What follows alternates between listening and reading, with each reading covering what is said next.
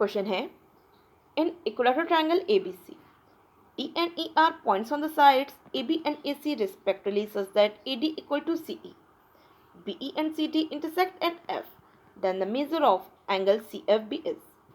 Question आपसे कह रहा है कि ABC एक इक्विलैटरल ट्रायंगल है जिसमें AB साइड पे एक पॉइंट D है और AC साइड पे एक पॉइंट E है और कुछ इस प्रकार है कि AD इक्वल टू CE है और आगे आपसे कह रहा है कि PE and CD intersect at F.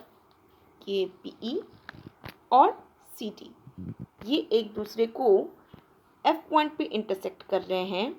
तो बताइए एंगल CFB, ये एंगल कितने डिग्री का होगा. तो देखिए बहुत सिंपल क्वेश्चन है, थोड़ा सा ट्रिकी क्वेश्चन भी है. अगर आप एक ट्रिक अप्लाई करें तो जस्ट क्वेश्चन को पढ़ के आप बता सकते हैं कि ये जो एंगल CFB होगा ये होगा 120 डिग्री का. अब कौन से ट्रिक अप्लाई किया है मैंने वो मैं आपको बताती हूँ.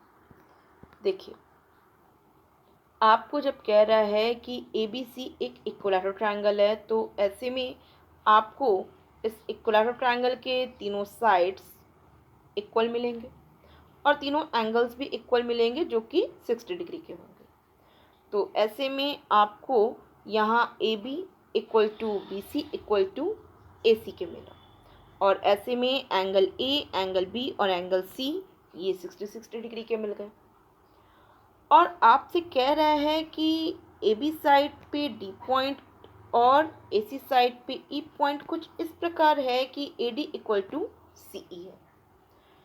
तो देखिए मुझे AD इक्वल टू CE का कंडीशन फॉलो करवानी है, बाकी D पॉइंट और E पॉइंट मैं कहीं भी मान सकती हूँ. तो मेरी सहूलियत के लिए सबसे बेस्ट ये होगा कि मैं D पॉइंट को AB का मिड पॉइंट मानूं जिससे कि मुझे E पॉइंट AC का मिड पॉइंट मिले, बिकॉज AB इक्वल है AC के. तो जब D पॉइंट मिड पॉइंट माना तो E पॉइंट मिड पॉइंट होगा ही और ऐसे में AD इक्वल होगा CE के, कोई डाउट नहीं है. अब बात आती है मिड पॉइंट मैंने क्यों माना है, इसके पीछे का क्या कंडीशन है. तो देखिए आप सब लोग जानते होंगे कि जब भी आप इक्विलैटरल ट्रायंगल का जो मीडियन लेते हैं तो ये जो मीडियन होता है ये मीडियन के साथ साथ परपेंडिकुलर भी होता है.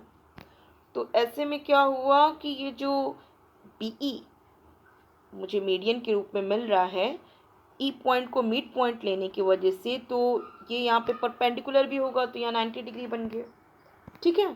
और इसी प्रकार D पॉइंट भी मिड पॉइंट है तो मुझे जो CD ये भी मिल रहा है मीडियन, तो ये मीडियन क्या होगा परपेंडिकुलर का काम करेगा और इससे मुझे यहाँ पे ये एंगल भी 90 डिग्री मिल गया.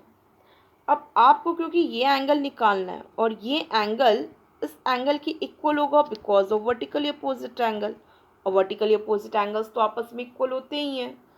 तो ऐसे में जब ये एंगल इसके इक्वल है और ये एंगल निकालना बहुत सिंपल है क्योंकि ये दोनों एंगल्स तो 90 डिग्री के हैं तो इन दोनों का सम तो 180 डिग्री हो गया. अब ऐसे में ये जो बचे हुए दो एंगल्स हैं इन दोनों का सम भी क्या होगा 180 डिग्री होगा. अब क्योंकि इक्विलैटरल ट्रायंगल है तो ये तो 60 डिग्री होगा ही होगा.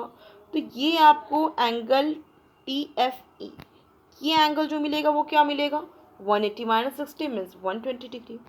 अब ऐसे में वर्टिकली अपोजिट एंगल की वजह से ये एंगल भी कितना मिल गया मुझे 120 डिग्री मिला. Simple. First option is the correct option. किसी को किसी पॉइंट पे डाउट हो आप मुझे कमेंट बॉक्स में दीजिए.